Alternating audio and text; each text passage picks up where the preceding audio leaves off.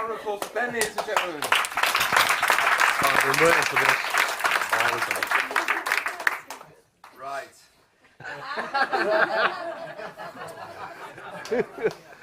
So just for the table over there, Tony Alice didn't get a room, for God's sake. And the rest of you, I stand between you and your food, so the less barracking, the better, okay? So for those of you that don't know me, my name's Ben. I'm the best man for the day, and it's an honour and a privilege to assume that duty for my best friend Dale and his lovely wife Fiona. Slightly nervous about today. It's probably I think it's the first time I've been a best man actually. It's probably the second or the third time that I've risen from a warm seat with paper in my hand today. So gives you a feel of how nervous I am today. The old jokes are best, aren't they? Now where are Mark and Victoria? There they are. So Mark and Victoria, good friends of Fiona, they travelled all the way from London today.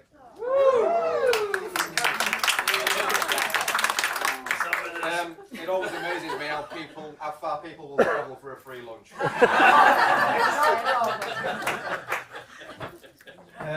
The last time I stood up in front of an audience of this size, I was found guilty and fined £200, so I'm not really used to this situation. But I thought I'd ask people that nearest and dearest to me about making a speech at an event such as this. And I thought, who's a good start? I thought I'll ask my dad.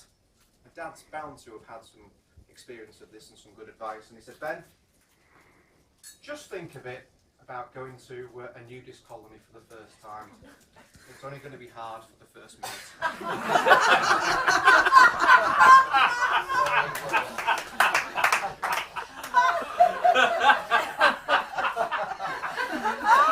You can have them tablets back. Yeah.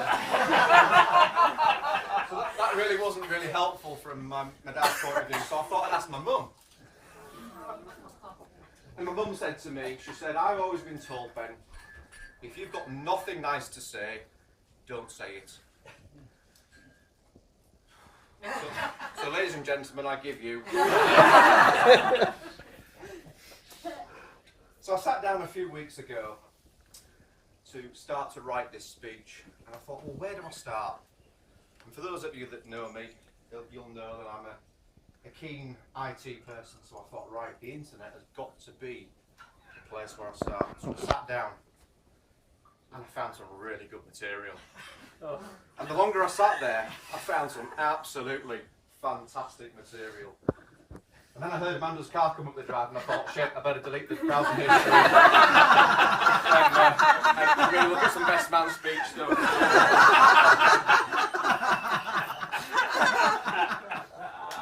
Now, for those of you that don't know, Dale and Fiona met at work. Dale in his procurement officer role, and Fiona as our resident legal eagle. Now, for those of you that know Dale, this would have been an absolute bonus to Dale, because it meant that he could claim his travel expenses on his way to work to see Fiona. So there we have it. Right, so in terms of keeping you guys on your toes, we're now going to have a little bit of a audience participation exercise. So everybody on your feet, please. This is you. Right, all the ladies in the audience need to raise your hands in the air, put your hands together, touching at the top. All the gentlemen, raise your hands in the air and keep them apart.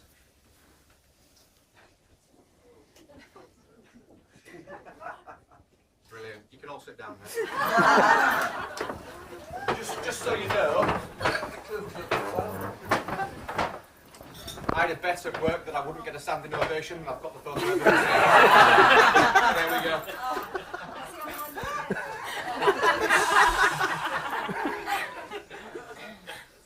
Right, so, page 2.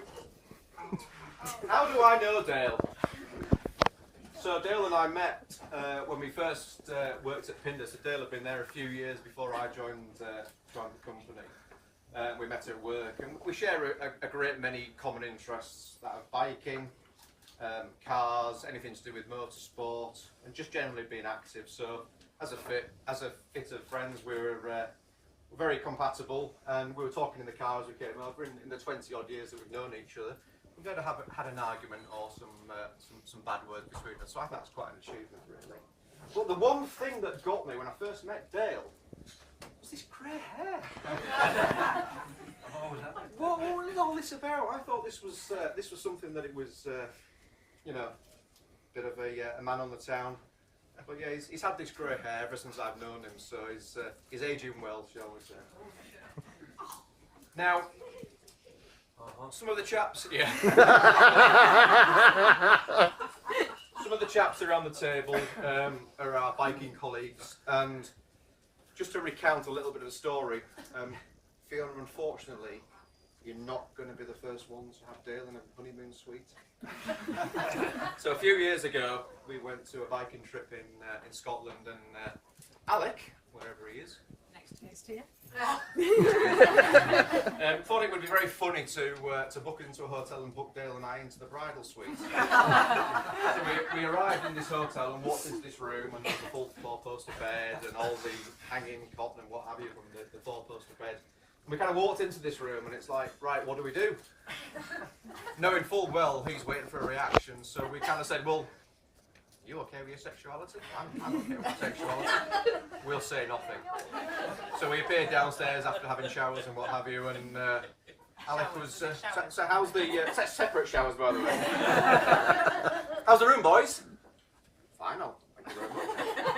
We've got the best room in the house. We did, yeah. We got the best room in the house. Everybody else is in single beds, and Dale and I are in a honeymoon suite double bed that actually you couldn't touch each other.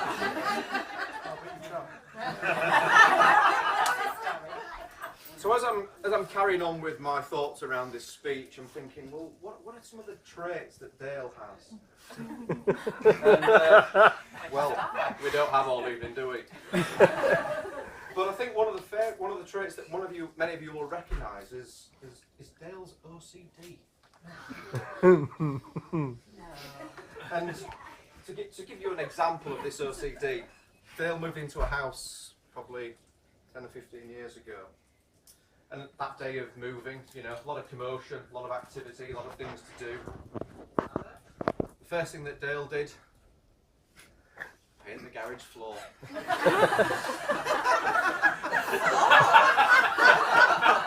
Right, yeah. Come on, give me the pay. Yeah, like that. Now we'll move on to a very, very touchy subject here. And I've recounted this story a few times to my friends and colleagues. But Dale has a bit of a penchant for things on the internet, don't we, Dale?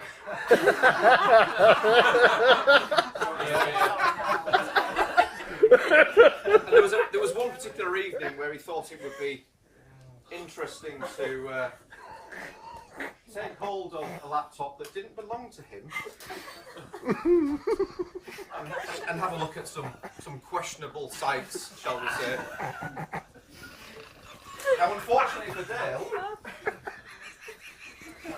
that expedition of looking at these sites was cut rather short, and he made a rapid exit from the lounge to return the laptop to its rightful place. Inadvertently pressing a combination of keys. This is a true story, by the way. I'm lying. The following morning, when said laptop was started up for use of business purposes, an image started to print from the printer of a lady with her legs. Compromised. Yes, in a very compromising position. And when challenged upon that statement of, Dale, have you been browsing information that you shouldn't have been, he was busted. And we do have several instances after that of Dale arriving at my house on the doorstep with a laptop saying, "Ben, help me please." In fact, I think there's a number of people around this room that have done the same thing. Yes, Mr. Rose.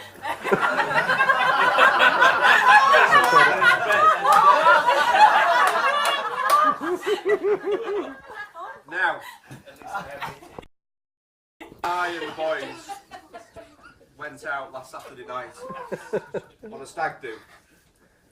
And all of you that have been on a stag do in the past will know what goes on tour stays on tour.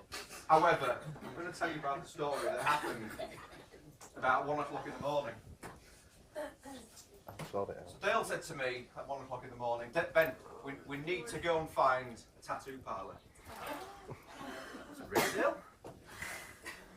Yeah, we've got to go to a tattoo parlour. Okay. Why is that, Linda? I just need to go to a tattoo parlour. So we left the rest of the party that we were with and we found a tattoo parlour. And Dale disappeared into the tattoo parlour. And 20 minutes later he came out with a big grin on his face. And I said, Dale, what have you been doing? What could you have possibly been doing on your stag night in a tattoo parlour? And he said, look. And he opened his trousers. And he displayed his man sausage. And on it I'm sorry. was a tattoo of a £50 note.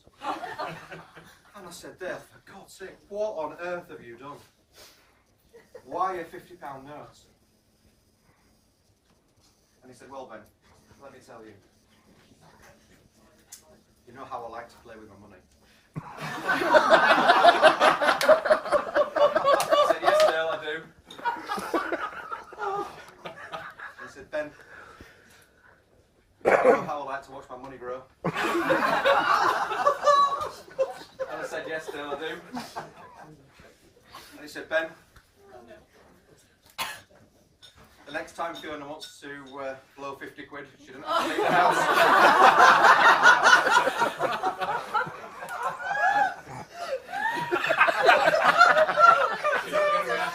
Sorry, Dad.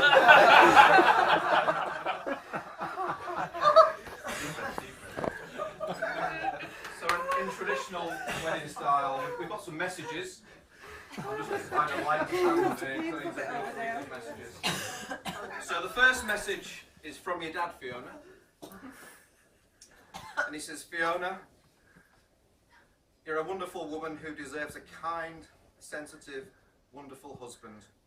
I won't rest until I find out what the hell's gone wrong.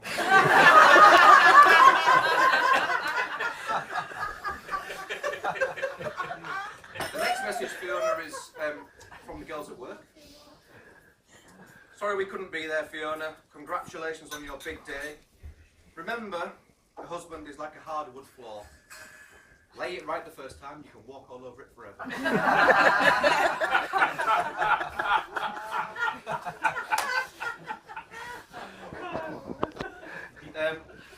Dale, message for you. Your bank manager. Best of luck today, Dale. Just to let you know, we've suspended your bank account and credit cards. Clearly you've been hacked, given all the money that has gone from your account recently.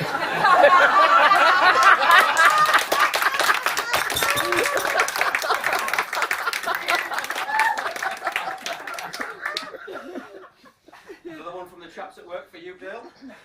Congratulations, Dale. Here's our top tip. The most effective way to remember your wedding anniversary is to forget it. Once. And one from Ian, actually, Dale. One from Ian just sat over on our left here. Congratulations to you both. I'll call around on Monday to collect your full set of Encyclopedia Britannica. Now you're married, you won't need them as you've got a wife that knows everything.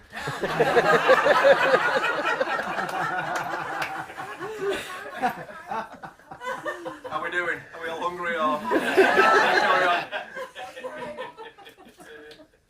I thought some quotes would be quite useful. I'm not really a quotey person, but I thought some quotes might be useful. Marriage is like a deck of cards. In the beginning, all you need is 2 hearts and a diamond. By the end of it, you wish you had a club and a spade.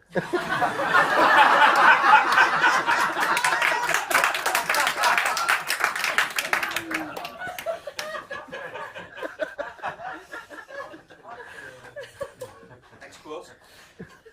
Some people marry for love. Some people marry for money. Some people just like getting gravy boats and other useless pieces of china. Yeah, not as good that.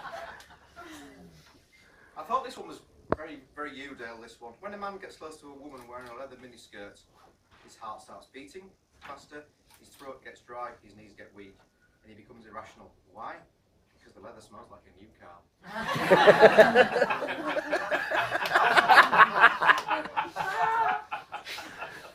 And if you want your wife to listen to you, Dale, then talk to another woman, because they're all ears then.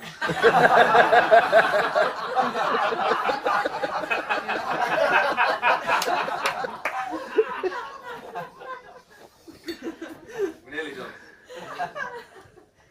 Marriage is a relationship where one person is always right and the other one is the husband. Yeah. But in all seriousness, marriage isn't about finding someone you can't live with, but finding someone you can't live without. Last page. Nearly done. So, a bit more about audience participation here. Dale is well known for his tightness. Really? Well, on this occasion, he's asked me to help him out. So one of you on each table will find an envelope under your seat. So can you all have a look under the envelope under your seat and find the envelope? What, like actually on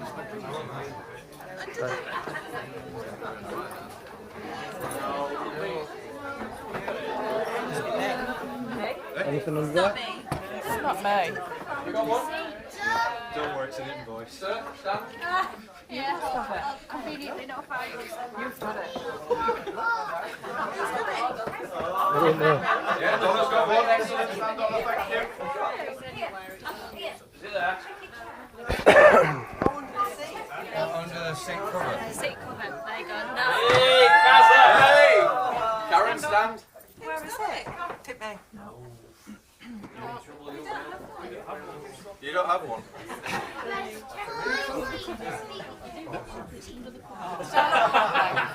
Have you checked yours, babe? We seem to be one missing here. Is there one on this table now? Are you sure you one? No, no. You've got nice shoes.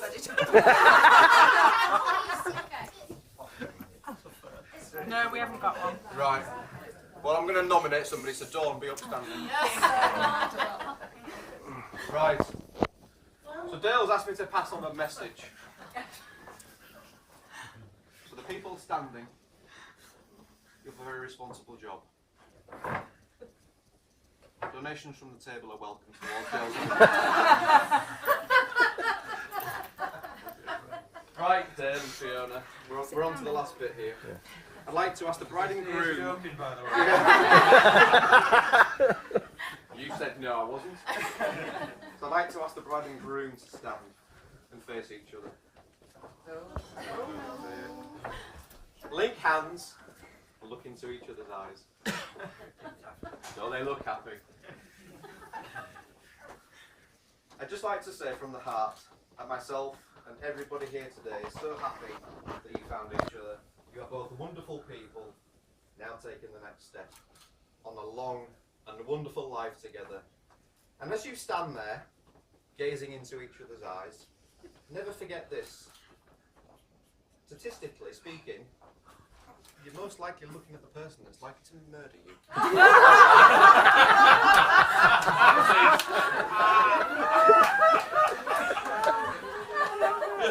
So here we go, 2 more minutes and we're done. 2 more seconds and we're done, really. So, I think you'd all agree with me, Fiona looks absolutely fabulous today.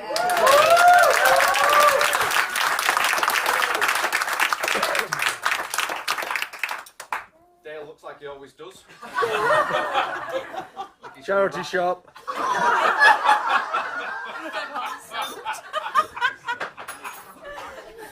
And our 4 beautiful bridesmaids, I think they look fantastic. Like a round of applause.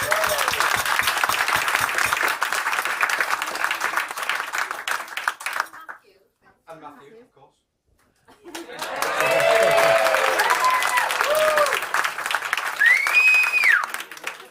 And I'd personally like to take this opportunity to wish them a great, fantastic time in their honeymoon in Wales. well, at least I think that's where they said they were going, because Dale said he was going to bang her for 2 weeks.